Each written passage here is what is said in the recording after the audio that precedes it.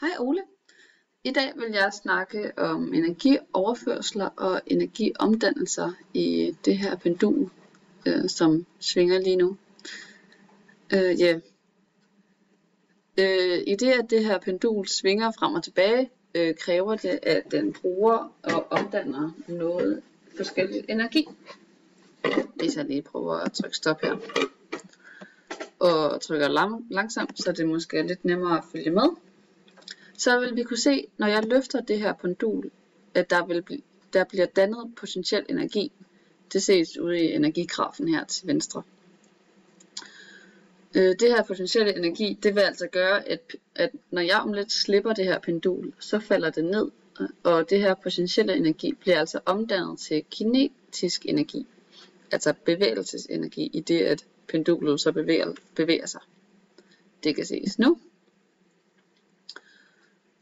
Så kan I se, hvordan energien skiftevis bliver omdannet fra og til kinetisk og potentiel energi. Den her søjle herhenne, den viser altså den totale energimængde. Der kan vi også se, hvordan den totale energimængde skiftevis består af kinetisk og potentiel energi. Der er en formel for det her. Hvis jeg lige kan trække den her skærm herhen. Formlen ser sådan her ud. Der står altså her, at potentiel energi plus kinetisk energi er lige med mekanisk energi, som altså er en konstant. Og det er det, vi ser i den her søjle her i energigrafen. Altså det er jo en konstant, der skiftevis består af potentiel og kinetisk energi, som vi tilsammen kalder mekanisk energi. Hvis vi nu tilføjer noget friktion her, så pendulet har noget at stå imod, når den sådan svinger frem og tilbage, så vil vi over tid fornemme, at pendulet altså svinger lavere og lavere.